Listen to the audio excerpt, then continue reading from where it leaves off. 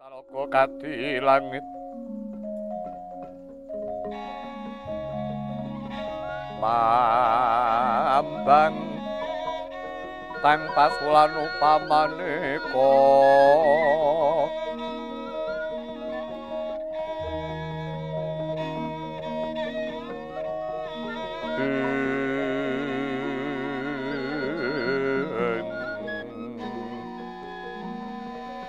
lintang tuliwa kusumayana sumawur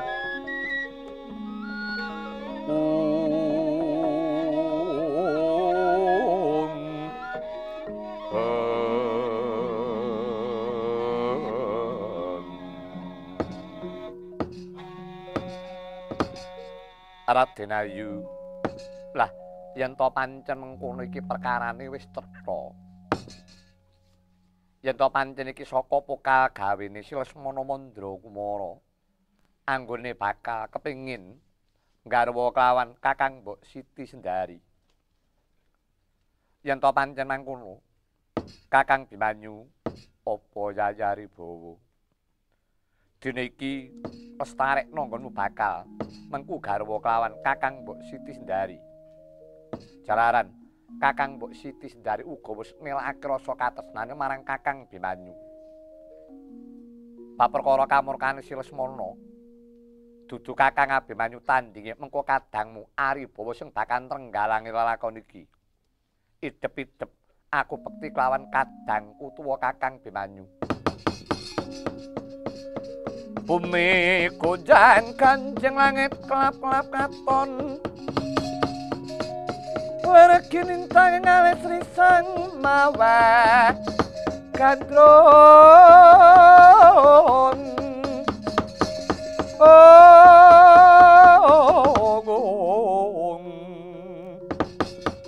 sabarang katlukir moyak mayit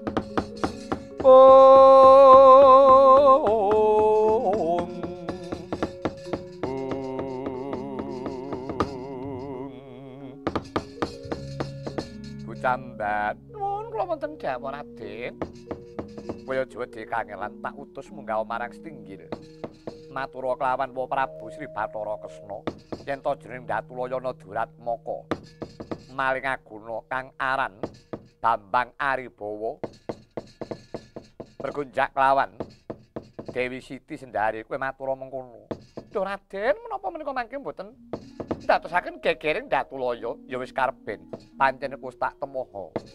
Kawula nuwun inggih menawi cara mekaten ngestaken dawuh paduka Raden.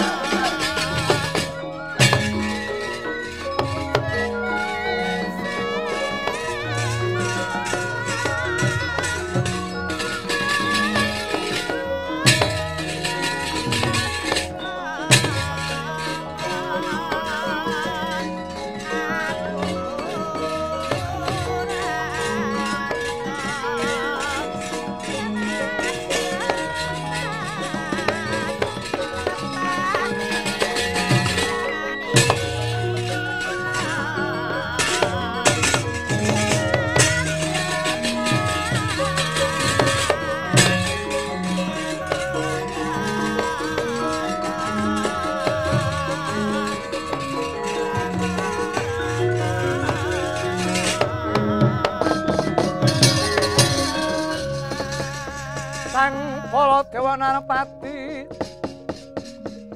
tumenane swara Kresna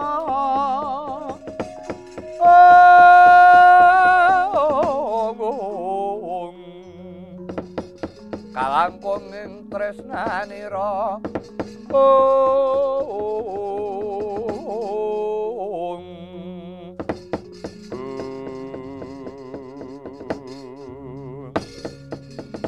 Yayi Prabu Sri Bathara Kresna nuwun kula wonten timbalan ing adawu Kok Prabu cunduk lawan pangandikanipun Kakang Duk rikala semana pun Kakang kinen nyuwanake penganten Ngastina iki putramu Sresmana Mandra Kumara malah panjenengane Yayi Prabu Duryudana uga kepareng rawuh lho nggih Kok Prabu kados pundi Yayi ing mangke kula namung masrahaken ingkang putra Sri penganten Lesmana Mandra Kumara kula barangaken wonten ngarsa patukun Jeng Kok Prabu mugi katampi minangka jatuh kramanipun anak kula pun Siti Sendari lho nggih ngaturaken genging panuwun kula ingkang tanpa pami Yayi Lesmana kawula nuwun wonten timbalan ingkang adhawa Kanjeng Rama Marasepah keparengane bali dhumateng ingkang putra Lesmana Mandra Kumara Kanjeng Rama Marasepah kulup wektu dina iki using sun tampa menira bakal dhaup kelawan putraku Siti Sendari kawula nuwun inggih sarta dene iku mung kari ngenteni wektu kang prayoga dhauping punang temanten lho nggih Kanjeng Rama Marasepah kula istakaken dawa patuko Kanjeng Dewaji mangkono pratan kula nyimban petrek-petrek saking lebeting Datulaya sinuwun ngaturaken pejaket sang kula sinuwun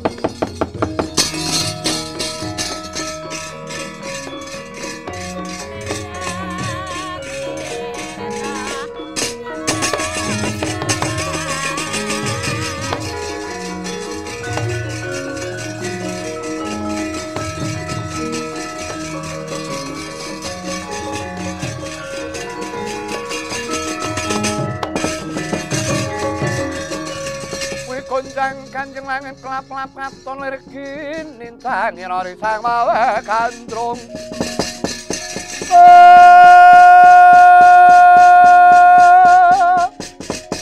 bareng katu uker monyak baye katon tias balewur mari sang gandrung ke hari Sumitra eneng apa bocah mban sira munggah marang Stingga datan saroning sun timbali aduh sinuwun ngaturaken kawuningan Kanjeng sinuwun menanipun ingkang abdi swaneng Nabyantara patukon Jeng sinuwun ngaturaken gegering Datulaya Mardika Putra eneng apa wonten Duratmaka sinuwun lho maling aguna nuninggi apa sing dicidra kawula nuninggi wonten maring aguna ingkang wantun bedang lawan putra paduka inggih menika Gusti kula Siti Sendari dene Duratmaka ingkang kekasih Bambang Aribawa sinuwun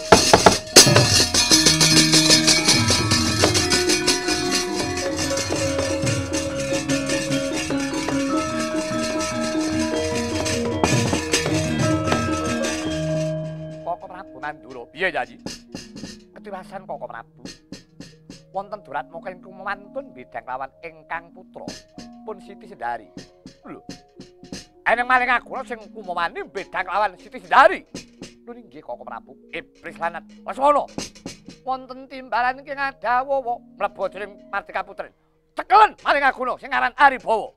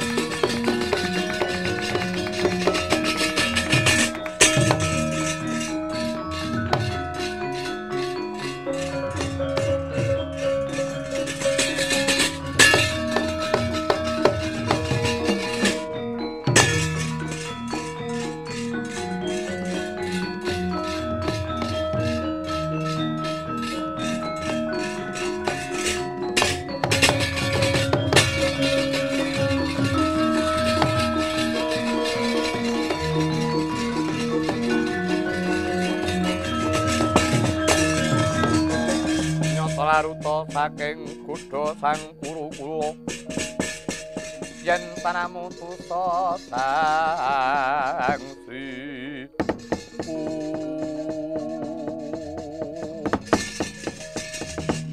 keneng bocah bagus nyegat laku apa kowe juru taman upama juru taman kowe arep apa lho kowe ora basa karo aku iki temanten saka Ngastina Asmana Mandra Kumara aku arep goleki maling agula sing jenenge Aribawa tudono le ana ngendi jenenge Aribawa Aribawa ya aku iki oh kowe ta? Iya. Arep apa kowe? Lah aku ki ya mung takon. Aku ya mung takon nek kowe ngono ya wis nek wis genah. Kowe kok ngono Gus Bagus rupamu nanging mamak paningalmu. Apa kowe ngerti yen to Siti Sendari calon bojoku? Kene ngopo kowe mbedang karo calon garwaku? Nyatane sing tak bedang gelem kowe arep apa? Ayo mesti wae pilih kowe nek karo aku kok. Mokal-mokal. Ya wae. Nek mbok doli ngono kalah sorot aku. Nek rak sugih aku nek karo kowe. Aku ora anak ratu. Ya mong kowe entuk bagus ning ora duwe apa-apa, ning aku elek ning aku duwe apa-apa. Kuwi menangku nek ngono kuwi. Katresnan ora kena tinambak Mas Picis Raja Brana. Ayo nyatane Siti Sendari wis dadi pawengkonku. Tak jaluk. Tak ulungake bisa nglangkai bangkene Aribawa. Oh, sampyuh tak wujudi.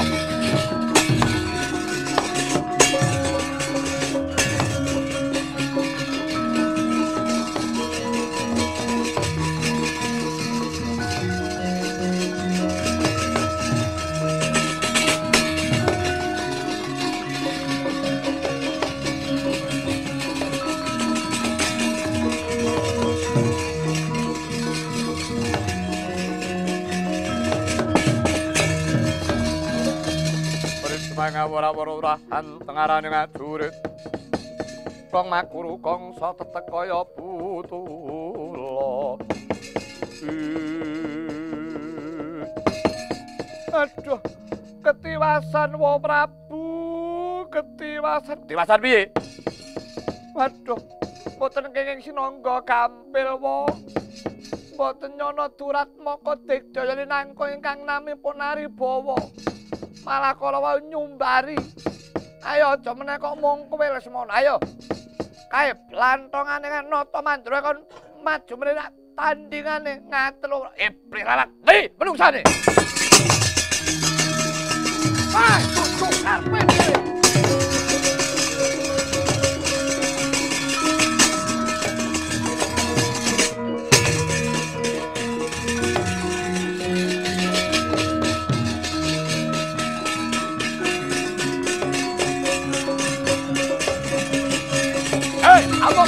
Suramrata Jayabrata imbangi bangunanku pun yen pun kowe iki Rata Madura Prabu Baladewa.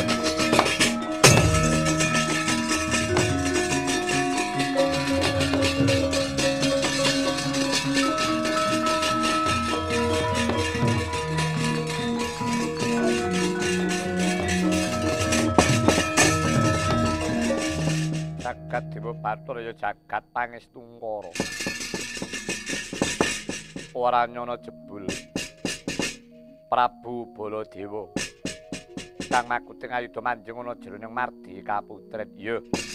Dikira aku ora iso ngembari Prabu Baladewa. Waspadakno aku sapa Prabu Baladewa. Kembar wujude kaya Prabu Baladewa.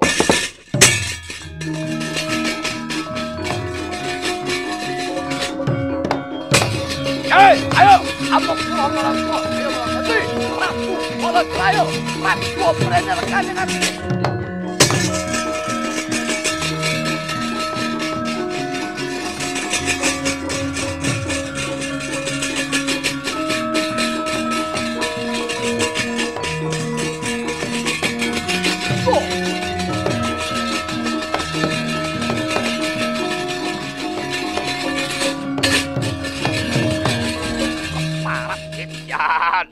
Nitya.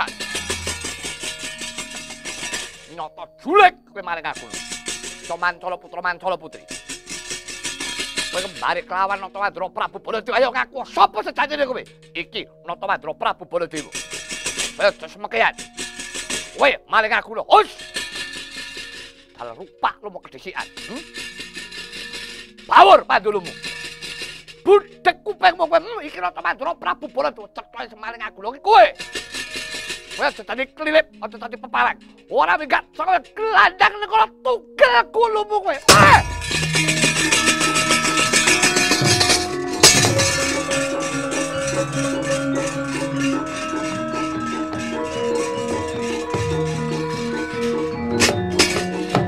Ayo, amuk Suramrata Jayabrata. Imbangi mangan aku legane ati. Ayo, maring aku lho sayuta merasa ketiwuril legane atiku. Ayo, waras sakake tembung Prabu Baladewa. Katokno putimu. Api! Iki calok aku, ayo! Ayo!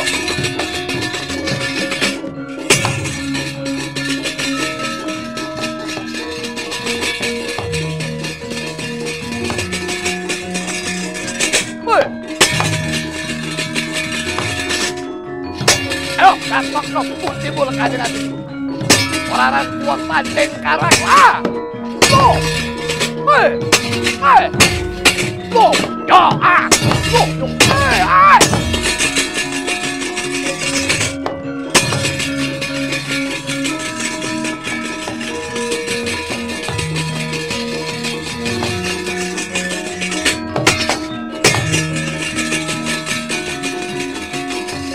Orang bikin gelandang neng orang tukel kulumu.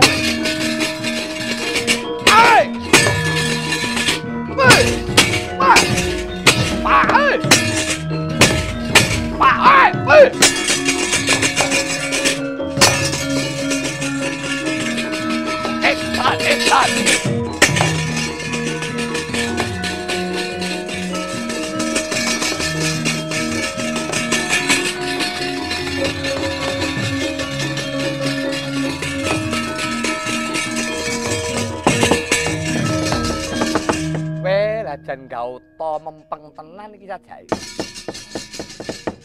Kowe lah diketok kadigdayaning Koko Prabu. Ha ini ngopo menang?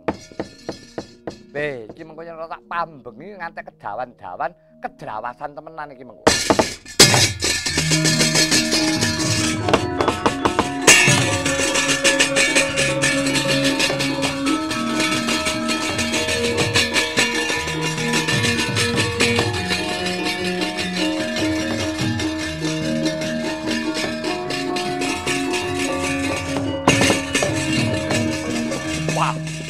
Kewasan jadi kados endi Koko Prabu? Wah, maring aku jebul bisa Mancala putra Mancala putri. Bareng aku temu karo maring aku kaya aku iki ngilo ning Carmen. Kembar wujude Prabu Baladewa. Apa ora ngedapi-dapi. mila Koko Prabu sedaya kala wau menawi badhe menapa kemawon kedah dipun penggalih kanthi wening sampun ngantos grusa-grusu mangke pikantukipun rak namung kesluru. Saka prayogane piye Janji? Koko Prabu. Mboten wonten tiyang sekti kejawi namung para Pandhawa ingkang saged badhe nyepeng Duratmaka menika. Lho sabab apa kudu Pandhawa? Lho nyatanipun Kurawa mboten saged ngrampungaken perkawis menika lajeng sinten malih? Lho, nanging apa ora isin Janji? Lah wong nampi Abimanyu kok njaluk tulung karo Pandhawa ki rasane kepiye? Sampun to Koko Prabu menika rak perkawis kula. Menawi kula mboten pekewet. Samangke utusan kemawon Paman Sengkuni supados kautus dumateng negari Ngamarta mundhut senjata pitulung kelawan para Pandhawa. Hei, Sengkuni, maju meneh!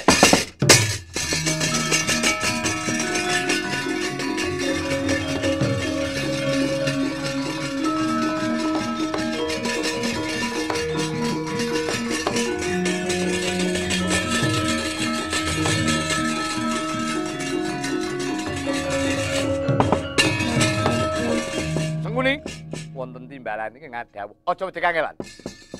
Lumawat marang negara Ngamarta njaluk senjata pitulung lawan para Pandhawa. Supaya nyekel Duratmaka kang aran Aribawa kang mandheng ana jroning Datulaya Ndarawati. Sinuwun. Menapa mboten rumaos wirang ing atasipun nampi Abimanyu kok nyuwun tulung kaliyan para Pandhawa. Menika raosipun kados pundi. Wah, rasakan wangsulan. Budal. Iye.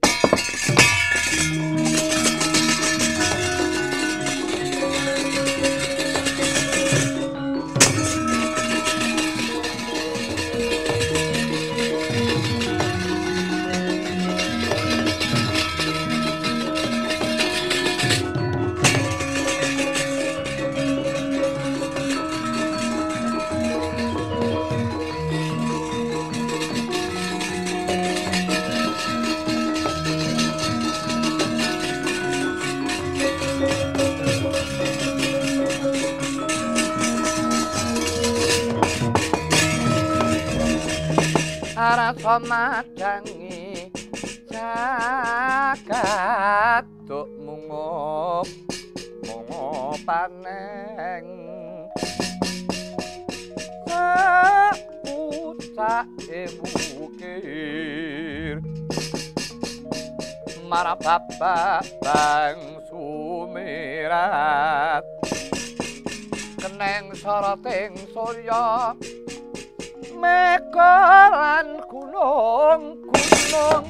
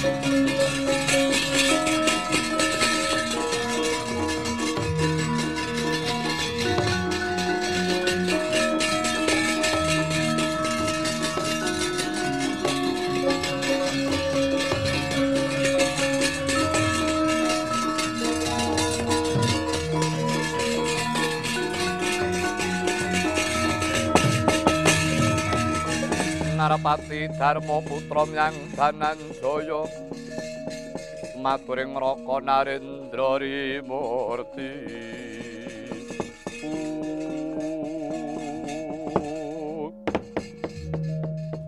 duh kadangipun Kakang Yayarjuna ora nyono Yayi yen to sira nyabrang lelakon kang kaya mangkono ing atase Bimanyu bakal dhaup klawan Siti Sendari bae sida wurung Arjuna ingkang mangkono mau sira Siyadi sing kudu narima kudu eling widudulu putih Koko Prabu Dwarawati mewah Siti Sendari nanging pola alik nono jroning rasamu sabab apa kok Siyadi nganti katemping lelakon kang mangkono. Wah, yen miturut saka rasaku kuwi cetha yen to sing kleru Ratu Dwarawati. Ora sabar, ora telaten aku. Wah, Lilanono Ratu Dwarawati labrake. Gawi wirang, gawi sin. Padha nyepelek ke wong Pandhawa. Yayi yen to Siyadi kaya mangkono, iku mau dudu patraping satriya, kuwi patrape wong ampyak awur-awur. Apa meneh bareng aku krungu ature Punakawan yen to Bimanyu ilang ing tengah alas tanpa sabab. Mongko Abimanyu kuwi sing tak tresnani. Wah, sing kebangetan ya para gedibal kuwi. Ngatasi momong bendarane ora pecus. Krungu ora truk kowe. Disengeni karo juragane. Nyambut gawe ora pecus. Ora tayeng. Kudu kon ngetutke wis ora. Senengane ingak-inguk. Bareng mulih do nglentuk. Mau do jegengeng. Jerinak inguk. Mikir diingar-inger. Ora saiki nang ngene arep inger apa kowe? Cip. Cip kepiye? Ya wis. Janaka Siyadi sing kudu narima lelakon iki ya di inggih Koko Prabu mboten dados menapa. Mangkono Praptanira Patih Harya Sengkuni.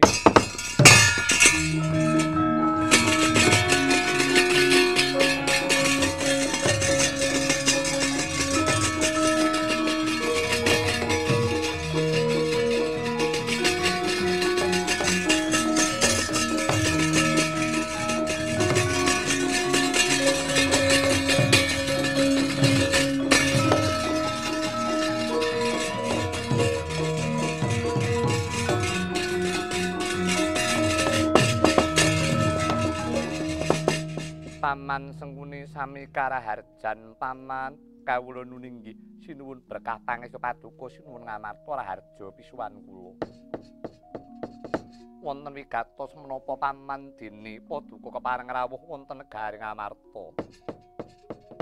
Andadosna ing kauningan sinuwun sowan kula muhung kautus ingkang raka sinuwun Dwarawati kinen aturuninga sarta kinen nyuwun sanjata pitulung menawi dinten menika negari Dwarawati wonten durat maka ingkang seklangkung sekti nyidra kelawan Siti Sendari mirawi saking menika sinuwun arehning sedaya para senopati sami kasoran paripaksa nyuwun senjata pitulung lawan paduka ingkang sinuwun keparenga Gusti kula para Pandhawa paring sabiyantu nyernakaken durat maka. Wah, ora depisin ing atase nampik karo wong Pandhawa. Wah, kena apa bareng kena ribet njaluk tulung ora depisin. Ora gedhek. Rai gedhek ngerti ra. Sirane gedhek kowe nuwak. Nek ya kowe barang, ya wong loro ra rombongan gedhek kabeh. Inggih, paman menawi tetila mekaten sampun maskuwatos sing penggalih. Dara apa? Tumuli budhal marang Praja Dwarawati sirnakna Duratmaka, Mang. Wah, wegah. Ora iso perang. Sira wae Yayi Arjuna Dina iki lumawat marang negara Ndwarawati biyantunen rentenging praja Ndwarawati. Inggih Koko Prabu ngestakaken dawuh keparenga Harjati kuwi. Ayo mangkat to. Tak idak-idak dhewe kuwi. Sini. Wah, ditampik karo wong Ndwarawati arep tekan kono. Ingah-ingi. Iya wis. Sini. Ampun. Bro-bro men bau ya, Tru. Bau kok dioroh-orohke. Nah aku ya gemang. Nggih, Ndara. Iya. Mulane niku. Wah, sapa sing mangkat tak piloro dhewe. Kados pundi sinuwun? Inggih, paman kula aturi ngrumi lampah. Mangke kula piyambak ingkang badhe nyepeng Duratmaka. Menawi tira kadang kula sami mupu mboten. Purun aguting ayuda kula piyambak ingkang badhe nyepeng Duratmaka monggo paman sesarengan kaliyan kula. Monggo sinuwun kula dherekaken.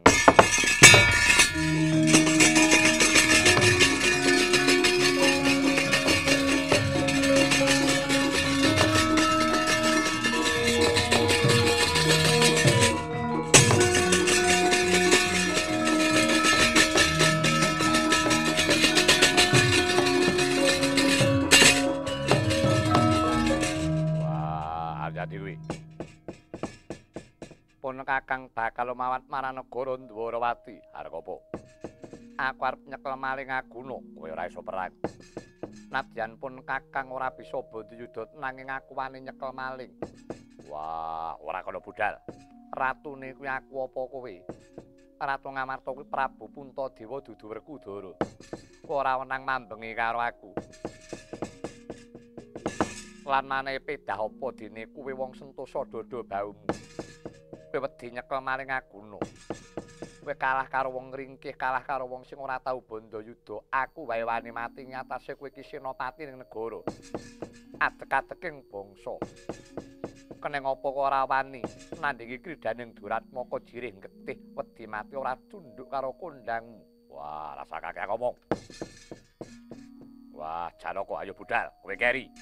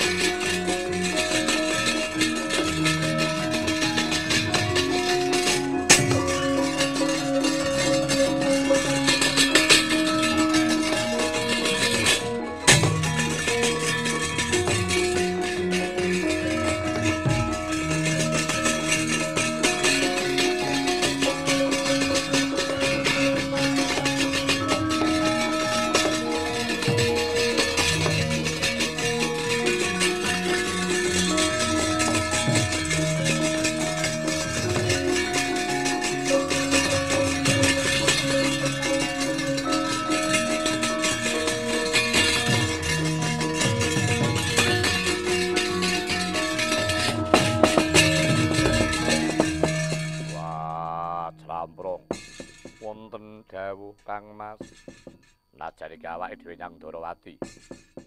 Iki perlune nyekel maling. Maringe patene wis mati mulih. Ora usah dadak jagongan. Ora usah jujuk pendopo gedhe. Jujuk jane Martika Putren. Ngrampungi gawean. Maringe mati bali. Kowe janji ketemu karo Kakang Kresna kowe gelem omong-omongan, gelem caturan titerana kowe. Ajar dhewe kowe. Gong, krungu ora kupingmu, Gong.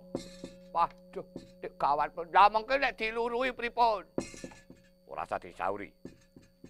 Lah mengke nek disuguh-suguh kepripun mengke? Wah, ora depisin. Ah, mbok pangan titenono. Dibuntel ya ora itu.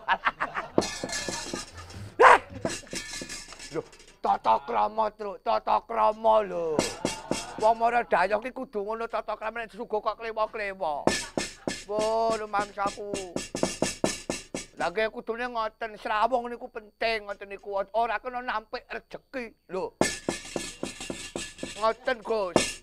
Wah, liya dina. Apa kok ora mangan ora ning Ndwarawati? Janji engko gelem mangan panganan aja takon dosa kuwi. bubar wong tak idak-idak kowe. Alah, wis. Jane malah ameng-ameng nyawa itu. Mas ayo clamprok budal. Monggo Kang Mas kula nderekaken.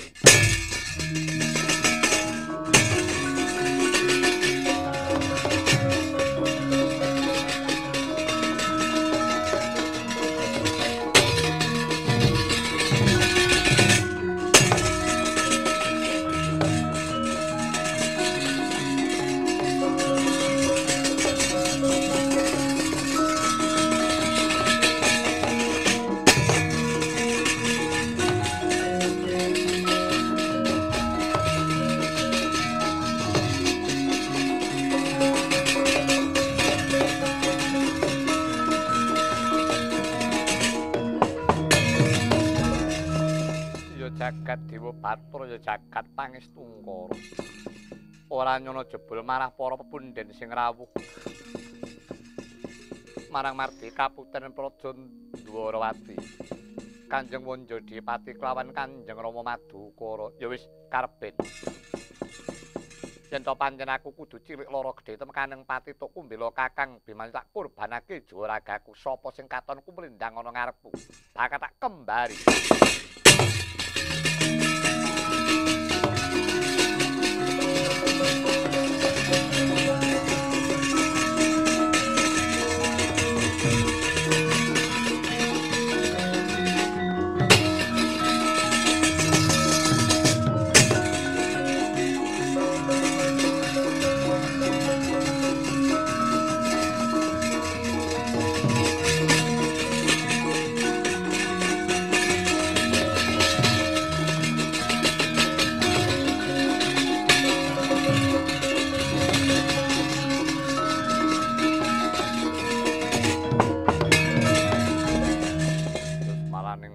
Geleng bawana sukertaning bumi. Ora nyono lako iki Duratmaka bisa ngembari karo aku. Apa abamu iki satriya Madukara Raden Arjuna? Kowe ngembari wujudmu kudu bisa ngembari kadigdayanku. Ora sembodo ngembari kadigdayanku aja takon dosa. Kelak tak kendharat tanggo pengewan-ewan cobane negane aku.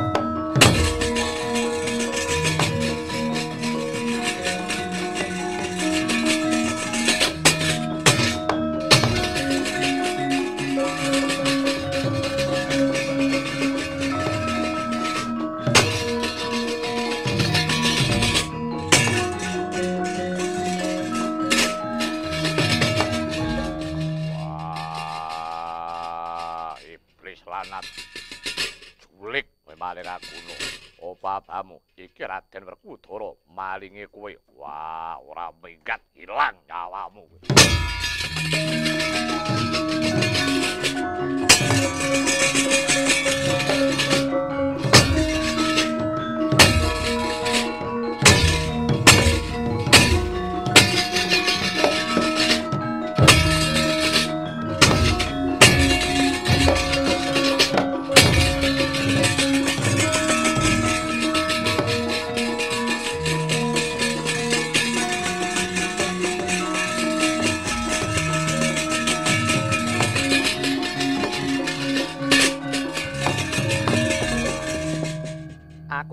Setahun jembleng serendeng.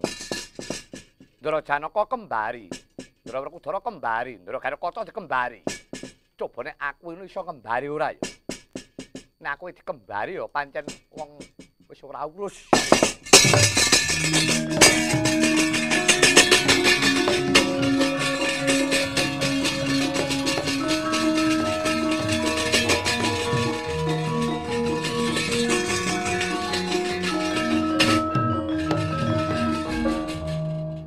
saisane kuwi aku. Lho wong aku lho dimiliki apa aku ngono lho. Alah. Pancen wong melet. Wong kejem. Lho nek Ndara Werkudara, Ndara Janaka dikembari iki ya eneng empere. Lah wong Petruk lho. Dadi miliki apa aku. Lho. Sing tak miliki iki mung pipa.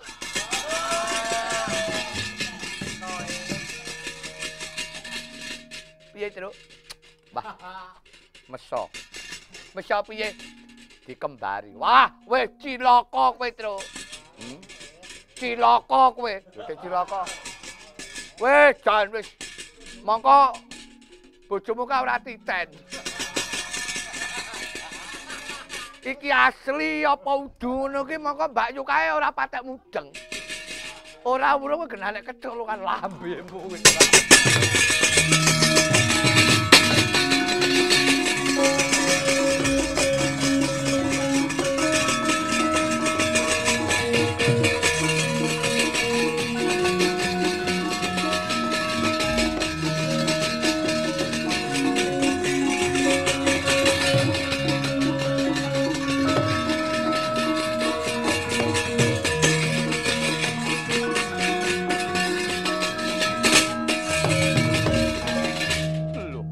Werkudara iki. Kepiye nyanyi kabare nggonmu? Nyekel maling Aguna. Yadi unggule kayuda apa ora? Werkudara.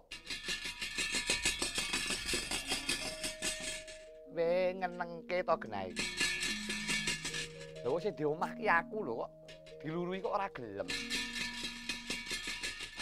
Duh kadangku nyanyi. Arjuna.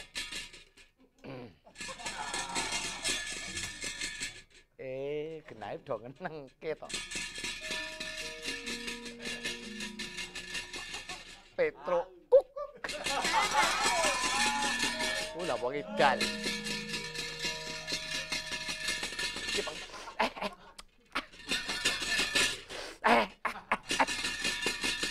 Iki agakmu kok melu ngenengke.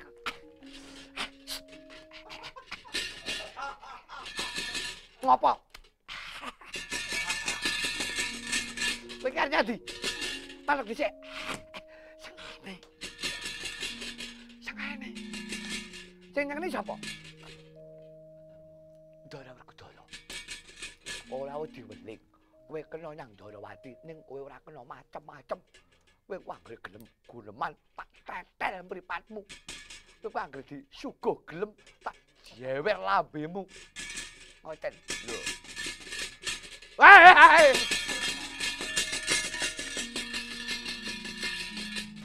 Rumangsaku nek kaya bocah kabeh. Ya. Duratmaka maling Aguna. Ya, yen panjenengan maling sekti. Kowe kuat nampan senjata cakra. Tak sembah dramamu.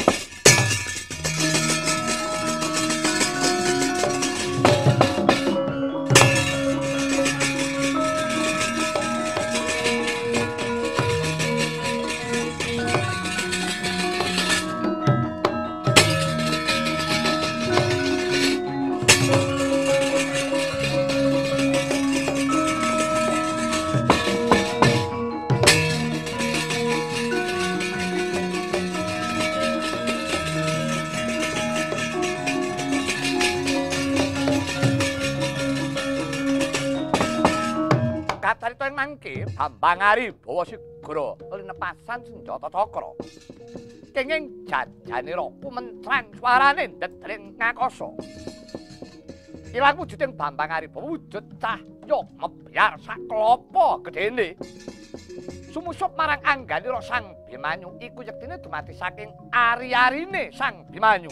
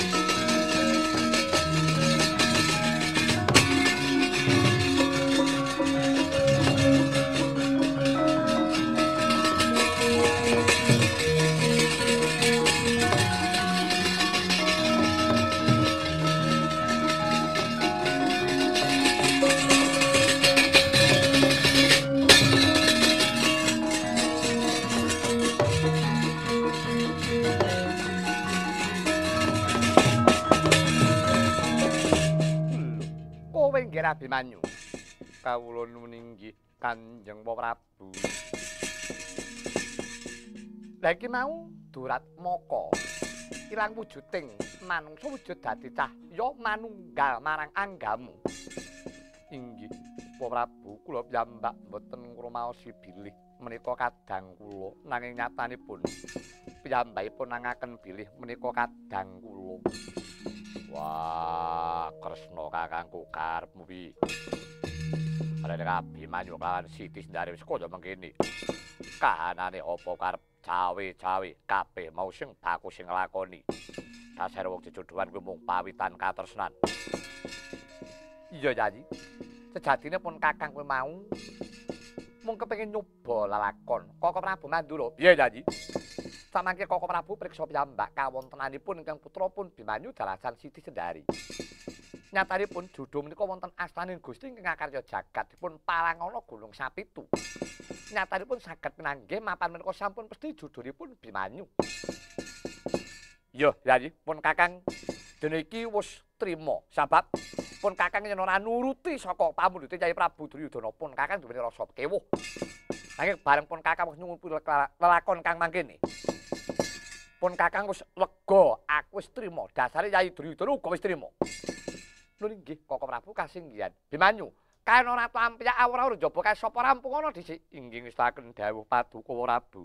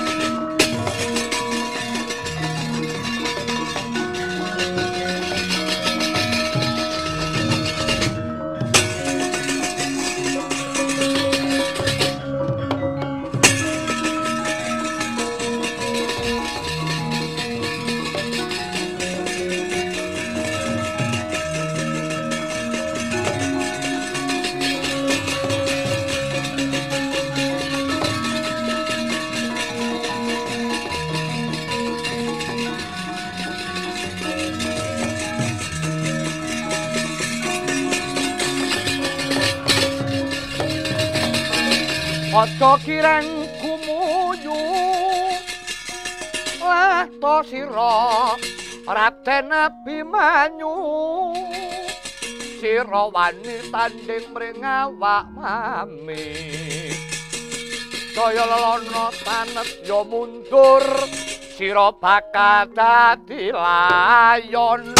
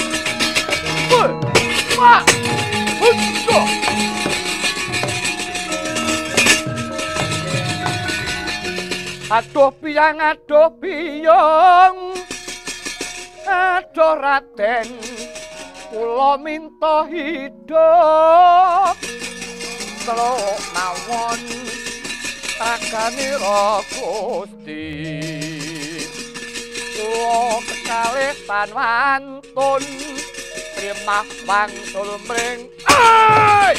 Yo! Ay! Ay!